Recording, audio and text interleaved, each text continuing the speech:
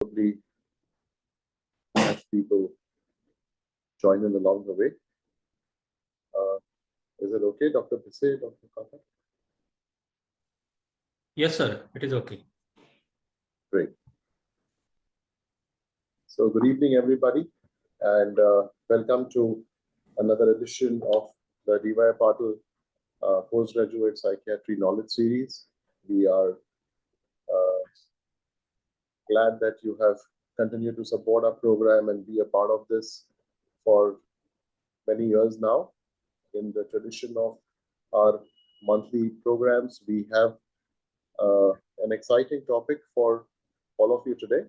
We have Dr. Sona Kakar, who is a consultant psychiatrist from Rishikesh, who will be talking to us about intensive short-term dynamic psychotherapy. We have been leaning more and more towards biological psychiatry in the last few years, but at the same time, we do recognize that there is more to psychiatry than just neurotransmitters and receptors in the brain. And patients do not understand the biology of the brain.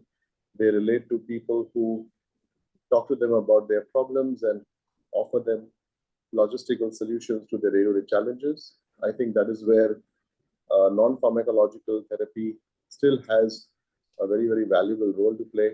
So I'm glad that Dr. Sona will be educating us a little bit about it from uh, the perspective of the patient's challenges and what we can do to help them get better over and about the medication that we prescribe.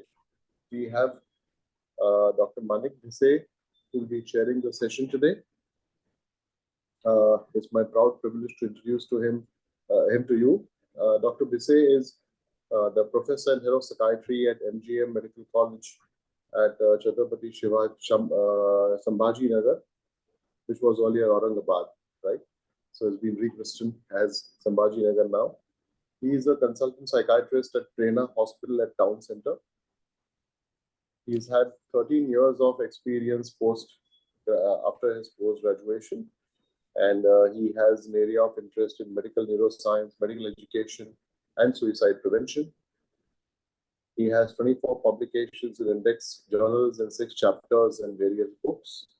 He's been awarded multiple times as the Young Psychiatrist Fellowship Award of the World Association of Social Psychiatry, as with the Shushruta Award for the Best Thesis, with the M. Murugappam Award, Postal Award at the ANSIPS, as well as a whole bunch of other awards from various organizations. So we are very glad to invite Dr. Bisse to chair the session today and to moderate the proceedings. And I invite him to introduce Dr. Kakar and take over the proceedings. I shall come back to you towards the end of the program. Over to you, Dr. Bisse. Yes. Thank you, sir. Good evening, all of you. It's our pleasure to have Dr. Sona Kakar, the renowned psychiatrist and psychotherapist. She has been into this field of psychotherapy, especially the downloads intensive short-term dynamic psychotherapy over last 10 years, and she practices that at ISTTP Center, Ganganagar, Rishikesh. I welcome you, madam, for this session, and I request you to share your screen and start the presentation. We will have question answer sessions from the chat box. If any one wants to ask any questions, please type them in the chat box so that at the end we can take them. Over to you, madam.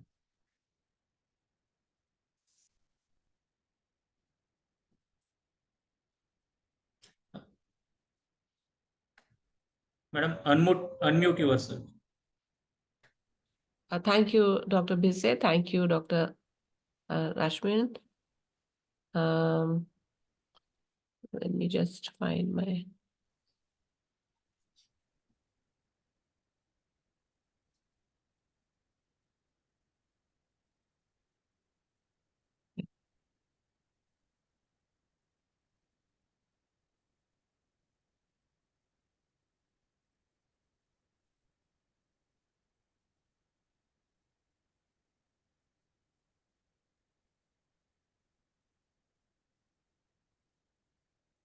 So,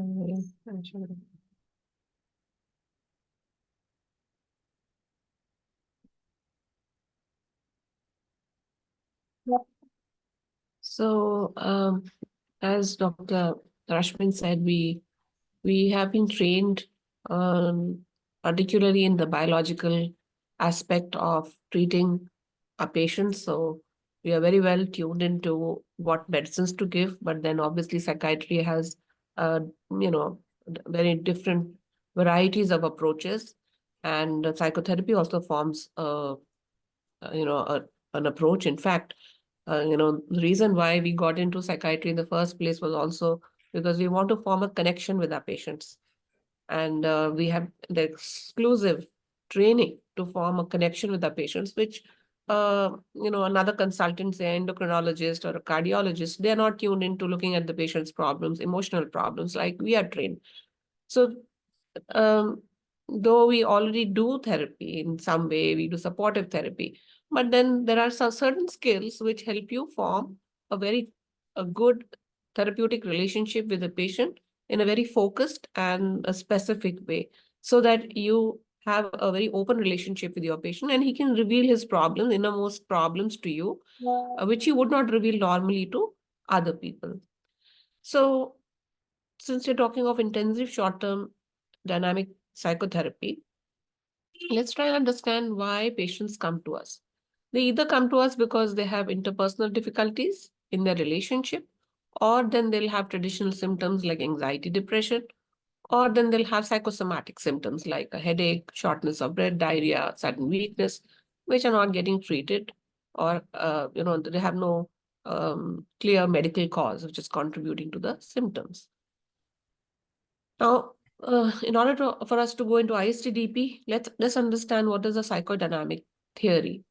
So the psychodynamic theory suggests that all repressed feelings and the reactions are due to a rupture in the important relationships.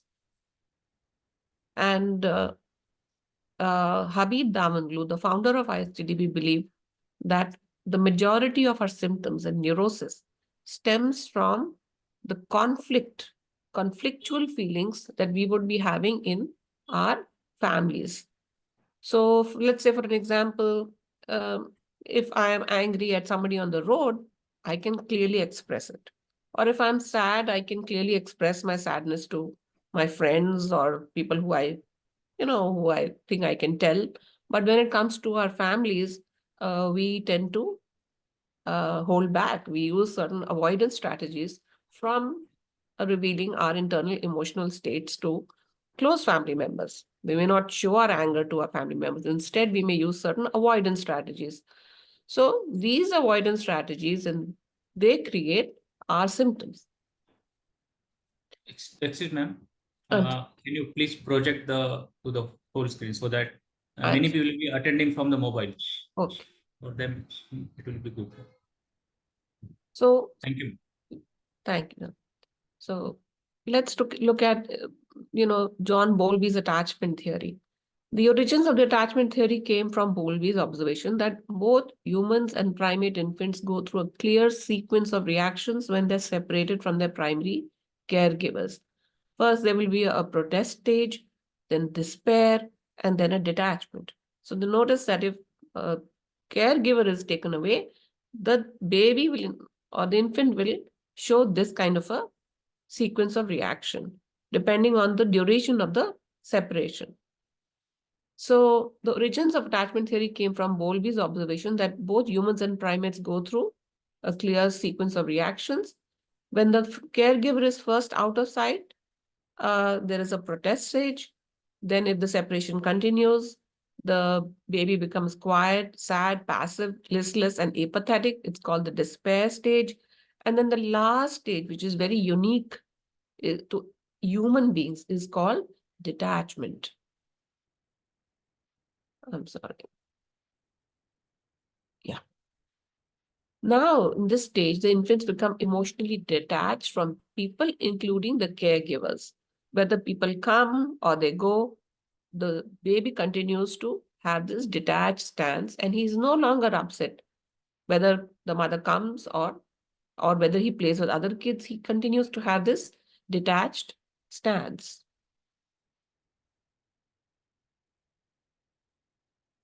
So why is this important? Because it is found that the assumption of the attachment theory is that that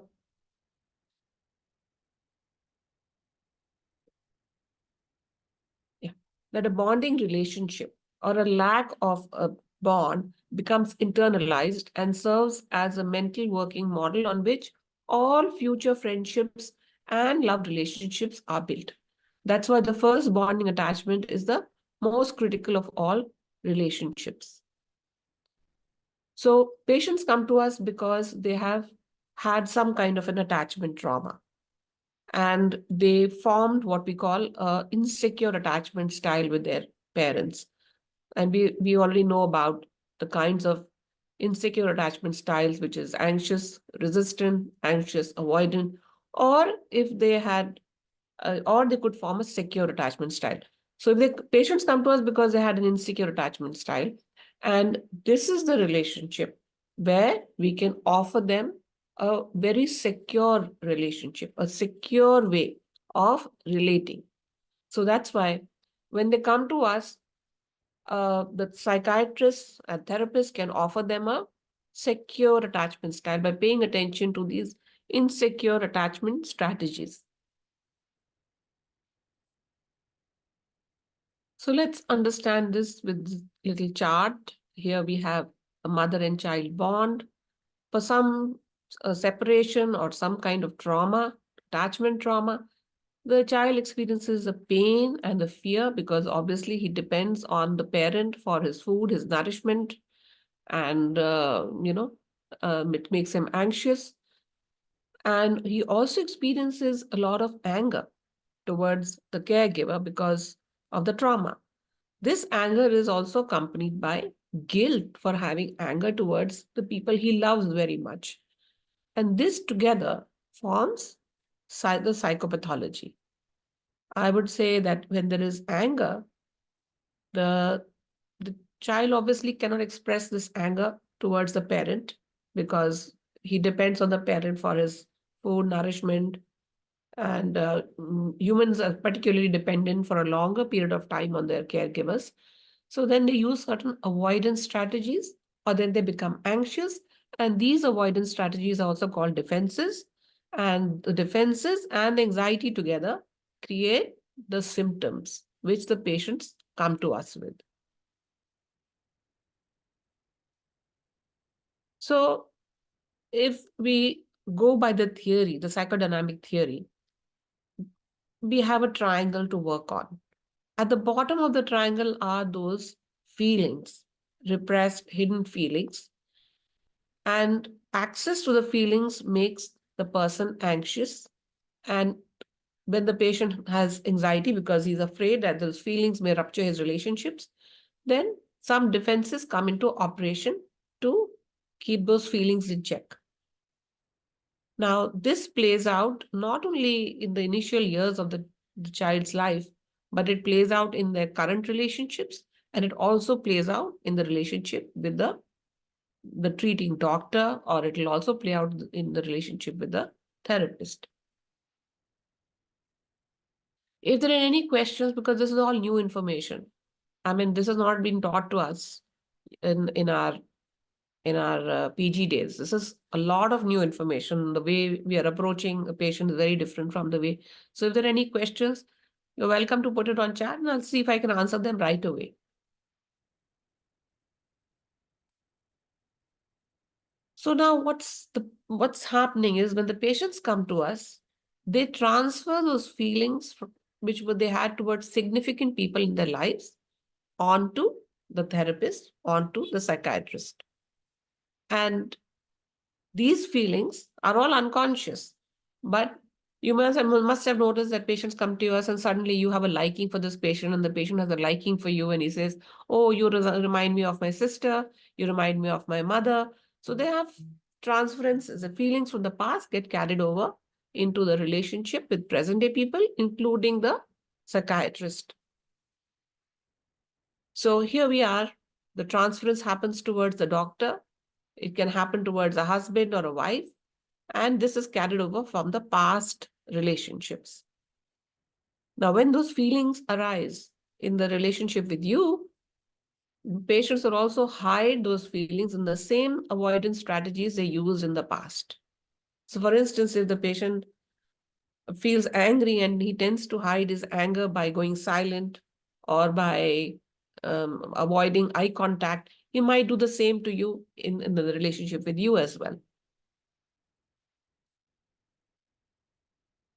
Now, as you get closer to your patient, as you want to know about their true problems, because see, every doctor is not going to ask them about their emotional condition.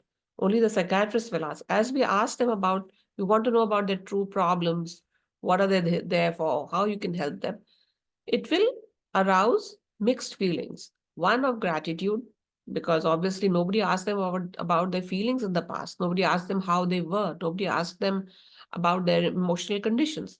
But the psychiatrists are asking. So they have a lot of appreciation because obviously you are consistently wanting to help them.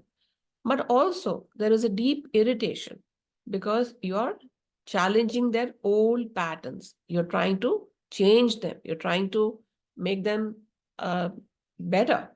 So that will lead to some forms of anger and also gratitude towards mixed feelings towards the treating doctor.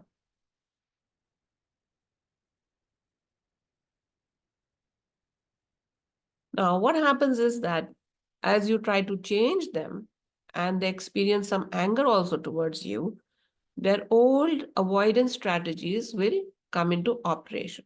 So they might miss a session. They may not make eye contact. They may go silent. They may not take the medicines. They may show some form of resistance because as that feelings are rising towards you, they are afraid of getting hurt like they got hurt in the past. Because as they get closer to you, they're also afraid of getting hurt. So as a result, they will unconsciously put up a form of resistance towards you. And this was what is very significant about ISTDP. Now, this resistance is going to happen whatever the form of treatment you use, whether you use medicines, you use supportive therapy, you use CBT, whatever you use, some point the patient will start resisting you because personality change is very difficult. Now, as they resist you, your help becomes very limited. You may have a patient who keeps coming to you and you want to tell them medicines are good for them, but they will still avoid it. They'll avoid it. And you'll find that, okay, we are not making progress. We are kind of stuck in a loop. Or even if you're doing CBT or any other kind of therapy, you might find that some kind of resistance has come up and the progress has got stalled. Now, unless we tackle the resistance, you're not going to have access to the patient's inner life. So what is unique about ISTDP is that this resistance was showing up in psychoanalysis. It was showing up with Freud. It was showing up with post-Freudian workers. And then this became a problem. So Freud tried different methods, like he tried lying on the couch and free association. But he found that with the free associations, the patients talk of more irrelevant things. So he was not really able to access what's going on with the patient. And whether it was hypnosis or free association, you were not able to overcome the resistance. Now, Darwin Low started video recording his patients, and he found a specific technique to overcome the resistance and access the patient's inner life again. So that is why it's very significant, because this is the technique which allows you to overcome the resistance, which creates a problem in progress of the patient's mental health. So what are the signs of resistance? When do you know resistance is in operation? The patient will say, I've been feeling very tired since I last met you. I am feeling like I don't feel like working. I'm not able to think very clearly. I'm forgetting a lot of things. Silences, avoiding eye contact. Suddenly his symptoms are getting worse. He starts canceling the session, or he starts coming late, or he keeps blaming himself, resentful, suspicious, aggressive, um, he suddenly says, I'm perfectly fine after one meeting. And you realize, okay, I just gave him medicines for 6 days and the medicine should show an effect after 3 weeks. So what is this suddenly? Or he has this kind of a very superficial insight, superficial talk, acting irrationally, and all these are not letting him progress. These would be all signs of resistance. So ISTDP is a form of brief psychotherapy developed by Habib Davanlu of McGill University. Now, he was a psychiatrist and psychoanalyst from Montreal, and because of the long duration of psychoanalysis, he got frustrated. He realized that, okay, this resistance is creating the problem. He video recorded patient sessions and watched the recordings in minute detail to determine as precisely as possible what were the most helpful interventions in overcoming the resistance. Because the resistance is keeping painful and difficult feelings out of awareness and creating a problem in interpersonal closeness. And he also discovered that the patients, every human being has what we call, like, we in Hindi, in Sanskrit, we say prana, or it's the unconscious healing force. Patients come to you because something inside them tells them they want to get better. Now, the resistance can create problems. They may say, I don't want to take this medicine, I don't want that medicine, but then it's basically their unconscious healing force which keeps bringing them back, because that's what they really want. They want to be healthy.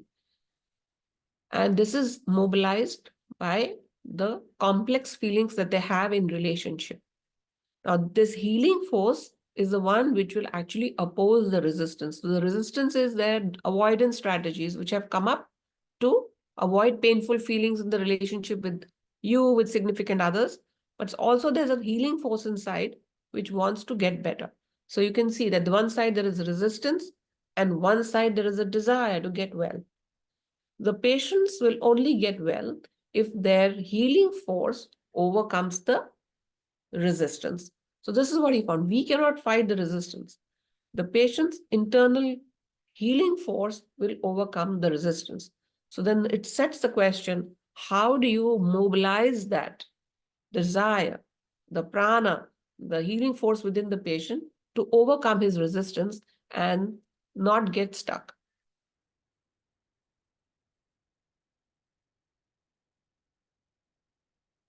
So you'll see that patients' healing force is activated when they are noticing that self-sabotaging patterns.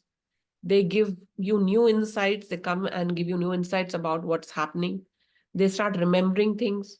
They have images in mind uh, about, they may make the connections with past incidents, and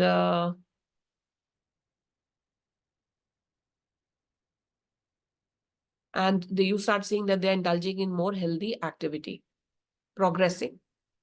I won't go into too much detail here. So basically, the idea is Davanlu found that it's the unconscious therapeutic alliance which will overcome the resistance. And he found specific steps to mobilize this unconscious therapeutic alliance. So there's a particular technique in which you work with the patient, which helps the patient's unconscious therapeutic alliance get activated and overcome his resistance. So these are the stages. First, the resistance is high, the unconscious therapeutic alliance is less.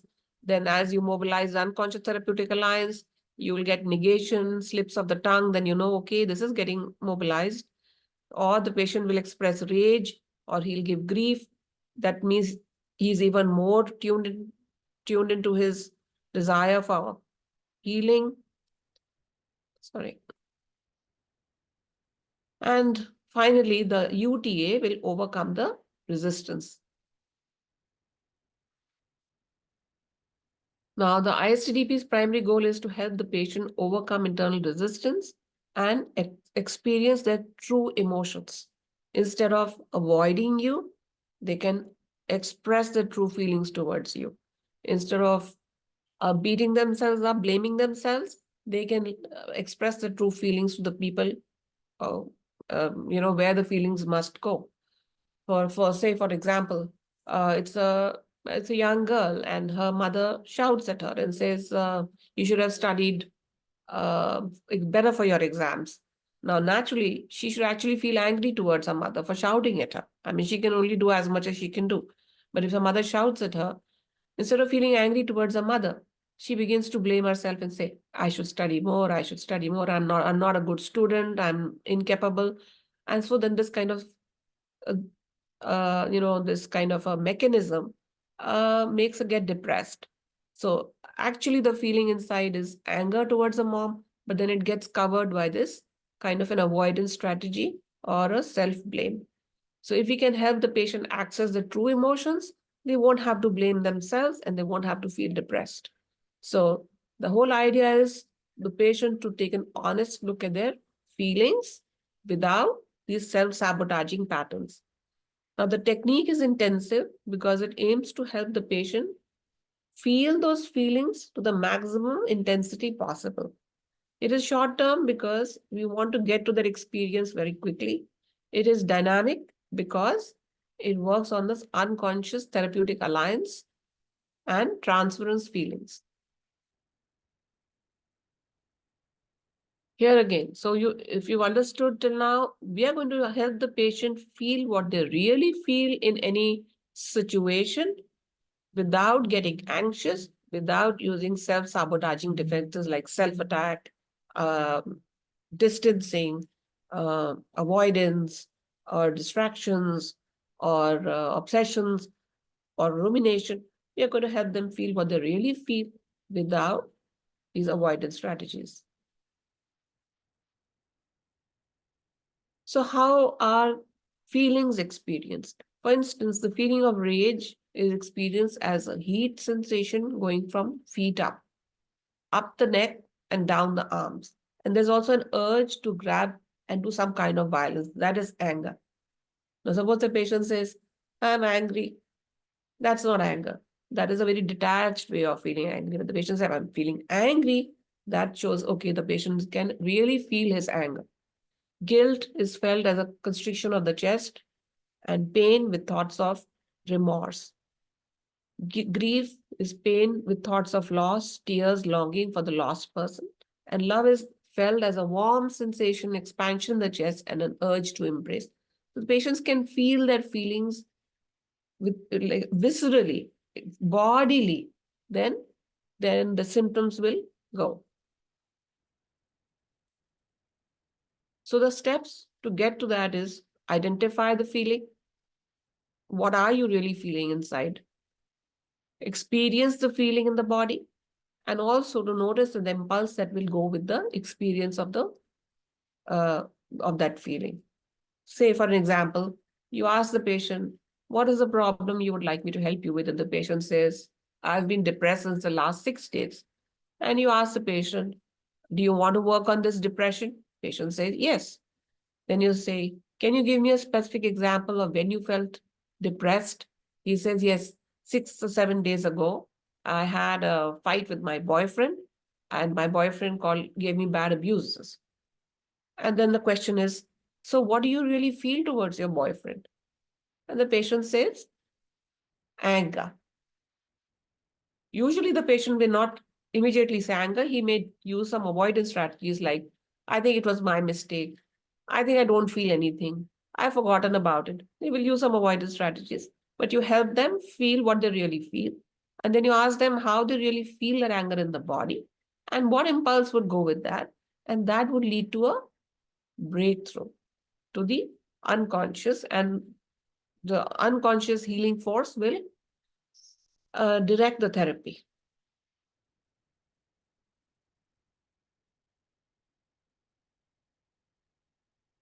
So as patients reflect on the real emotions, their anxiety reduces, the self-sabotaging patterns reduces. They don't have to defend against their feelings. They don't have to use these avoidance strategies, and they don't have to use self-punishment to work on those feelings. So they can actually feel their feelings without having this psychopathology. They are encouraged to turn against these self-sabotaging behaviors and experience their true feelings. Okay, maybe I don't know if I've reached too soon, but yeah, that's about all.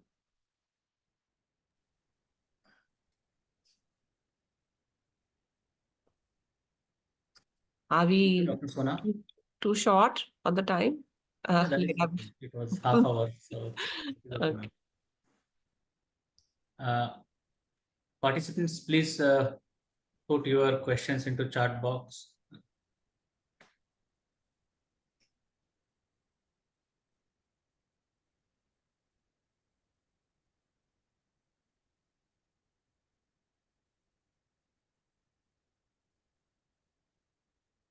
You can even ask me questions, just Yeah, unmute and ask. This is all new information, and I'm sure this is not something that you have learned before. So this is very new, and I'm sure there are a lot of questions in your mind about this new information. I request all to open up. You can just unmute. Yeah, one. Okay. So can you explain the steps with one more example? So if you understood, we are basically going to access the patient's feelings, right? The more the patient can feel their feelings honestly, the less they will have the anxiety and the psychopathology. So the steps that we would use is, the step is called inquiry. Just like we do a mental state examination, we do an inquiry steps. The first step is, what is the emotional difficulty you would like me to help you with? That's the first step. Unless the patient tells you the problem, we can't work on it. So what's the problem you would like me to help you with? Now, either the patient will tell you the problem, but if revealing a problem was threatening to him, for instance, if he told his mother that I am feeling sad, and the mother said, don't be sad, nothing to be sad about. She ignored his sadness. He is going to also ignore his sadness by using some avoidance strategy. For instance, he say, oh, it's not a big deal. I don't have too many problems. So he's come all the way and he may ignore his problems. So he might just say, it's not a big deal. And so then we will block that defense that, obviously you came here, it must be a big deal. That's why you came here. So what is the problem you would like me to help you with? So, that's the way we will block the defenses and come back to focus. What is the problem you would like me to help you with? The second question is it your wish to work on the problem?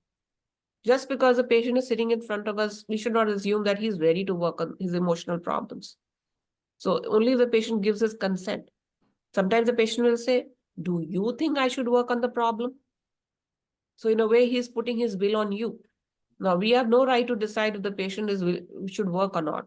So we will block that projection on us and say, it's not my right to decide whether you want to work. Do you want to work on your problem that you came here for?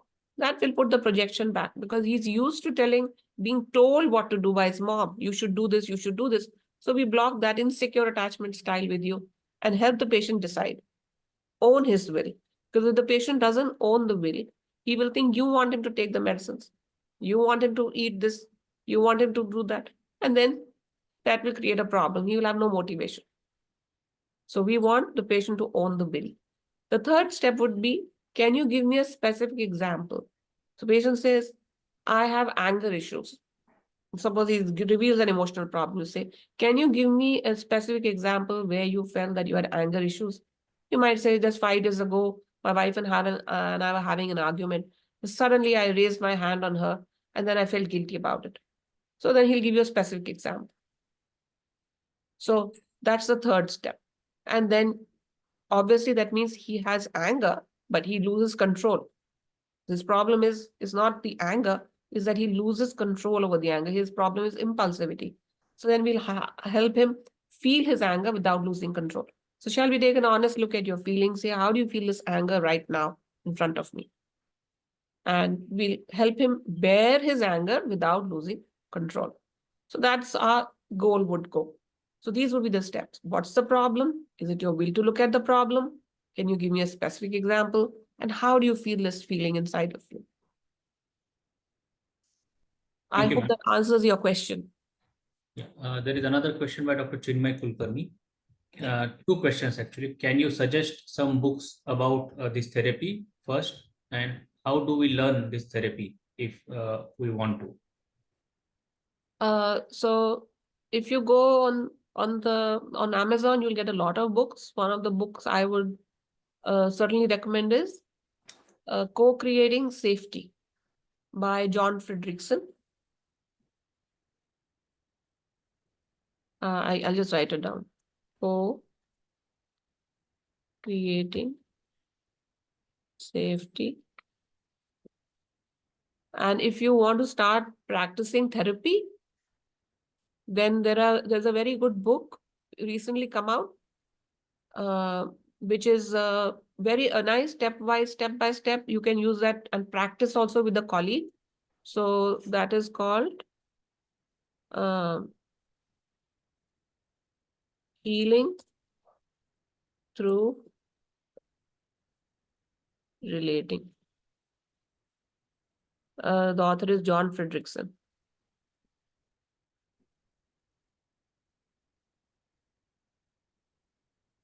Both these books. Okay. Thank you. There is another question, Irene Rosadi. Basically, psychodynamic therapy is to address patient's attachment style. Is it so, or it is a different? That is what she wants to know. Yeah. So psychodynamic therapy approach is to help the patient move from insecure attachment styles to a more secure attachment style. So like Franz Alexander says, we give the patient a corrective emotional experience. They never had somebody who would hold their emotions, be comfortable with their emotions. Usually parents get anxious if children come with their problems. It's natural. They get anxious when children come. I fell down, mommy will get more anxious. So we give them an experience where they feel secure, that they can express their problems to us and we will be able to bear it. We can hold it for them. So it's a way of relating from insecure attachment styles to more secure attachment, to be able to express their emotions more freely without using avoidance strategies. Yeah. I hope that answers your question, Dr. Irene. There's another question, how to make the patient feel the visceral symptoms. Yeah, we missed. Yeah. So we can't make the patient feel his symptoms. We can only encourage him to feel it. So the patient says, I'm feeling angry. And we may just ask, so how do you experience this anger? How do you experience this anger physically? How is the experience of anger for you? He says, I think I shouldn't say that, but that's your thought. I think that I might look very bad, but that's your thought. How do you experience it? I'm feeling a little bit of heat. And how else do you feel it? I feel a lot more heat now. I feel a tightness in my jaw. So that's how we build their capacity to be able to feel the anger in your presence without using avoidance strategies, without avoiding it. Does that answer your question, Dr. Shilpa?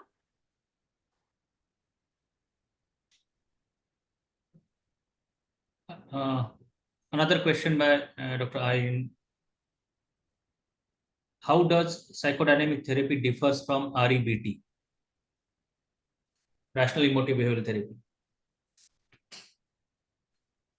Uh, so psychodynamic theory is again based on attachment styles, and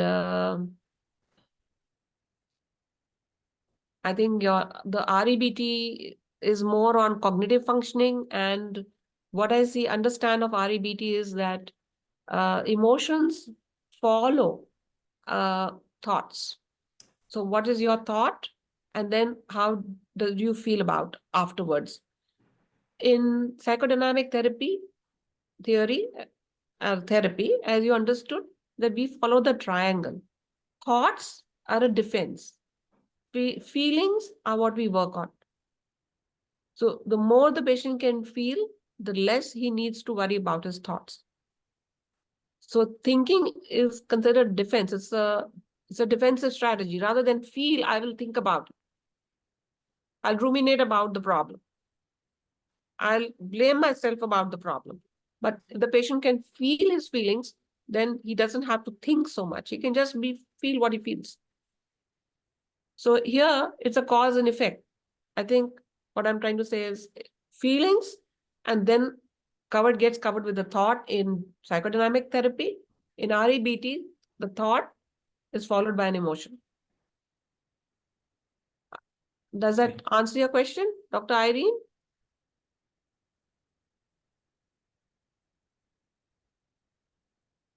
You're welcome.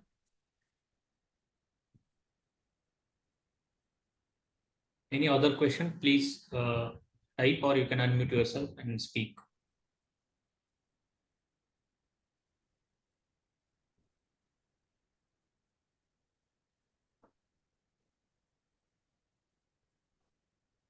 You're welcome. In the meantime, I would like to ask one thing, ma'am. Since it is term short term, so what is the average time duration taken to complete the whole therapy? So the patients are divided according, now you see, we pay a lot of attention to the resistance that comes in. So some patients, and that means the number of defenses which will come in with the patient. The more the defenses, the more the resistance. So if the patient comes with less defenses, if say you say, what's the problem you would like me to help you with? He says, I've been depressed and I want you to help me with my depression. So patient is not resisting too much. There we can say, okay, 4 to 5 sessions would be good because the patient is already very open to his emotions. Or for instance, the patient has lost somebody, and recent loss is there. Now suddenly your emotions are all open. There we would need 4 or 5 sessions and we will have a lot of change. Patient can let go of the deceased person. And because his emotions are already flowing out. Another patient might come and say, you say, what's the problem you would like me to help you with? And the patient will just sit back and say. So here he's showing the detachment. Here the resistance is very high. You see that we talked about the detached personality. So here you see that, okay, there's a lot of work here because we'll have to help this patient connect. And we're already seeing the resistance in operation. This patient may require about 40 to 50 sessions. And then there could be a third patient who may not come with resistance as much as anxiety. So this could be what we term sometimes the borderline character structure. The patient's anxieties are very high. They project a lot at what do you want me to do? Something is going to happen to me. This one may harm me. They project a lot. So first we'll have to do a lot of anxiety work with them. Help them regulate that anxiety. That patient might require many more sessions, maybe 50 to 100. So again, we will categorize the patient depending on the level of openness they exhibit. That is how we will see. Thank you. Welcome.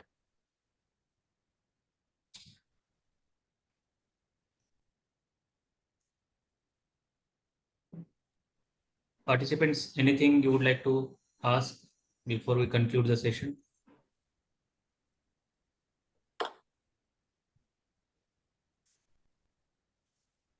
Madam, I think there are no more questions. Okay.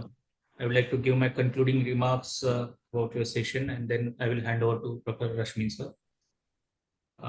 It was a very, very enlightening and new learning for myself also. And this concept of ISTDP had opened new meanings to tackle the emotions of the patient. We used to do REBT or CBT, but as you had nicely explained, we deal with the thoughts and the behaviors primarily. Emotions take us backseat. But many times, say, patients with severe grief or other emotional traumas, who we were feeling helpless. Definitely, your session had opened a new gate for uh, us to learn and help these patients in a better way, maybe after learning a lot, because your session opened so many new things for us to learn, and we are thankful for that. Thank you all the participants. Rashmi sir, over to you. Thank you, Dr. Thank you. Thank you very much, Sona and Manik, it was really an insightful and a very pleasant session. New learnings for all of us, and obviously, uh, we have a lot to learn from people like you who've been working in this field for a long time, and you have your own perspective and expertise. And clearly, we have not received too much of training in psychotherapeutic measures and modalities during our postgraduate training. Uh, I'm almost a dinosaur compared to both of you. So in our days, it was still talked about a lot more than it is these days. But yes, it still holds true despite the changes, and we are glad that you could take the time out to educate us about this very exciting form of therapeutic measure. I'm sure you set the ball rolling and spike the interest of everybody. So we're going to probably invite you to talk to us about other form of therapies as well if you would like to, and we'll invite some other people to educate us about other psychotherapeutic measures as well. But all in all, a delightful session and a great evening. And thank you very much for making the time. And of course, Dr. Desai also has been kind enough to take time out of his schedule and share this session. And he added a lot of value to this with his own remarks and his own observations and the questions which were peppered by all the audience members. So thank you all for being a part of this session once again. And of course, thank you to Sun Pharma for their unflinching support. And we promise to bring you many such interesting lectures in the future as well. So keep tuned in. We have our YouTube channel, so we would recommend that you subscribe to it. All the previous lectures are all available for free downloads. You can visit the website. All the slides are also available for free downloads because all our speakers have been kind enough to have this as an open source kind of a site. So all of you can continue to revisit these lectures and these slides at your convenience and keep learning. Knowledge is for all of us to share and help others pick it up along the way as well. So thank you all once again. And I wish you all a great evening ahead. Thank you. Thank you. Thank you all. Bye. Bye. Bye.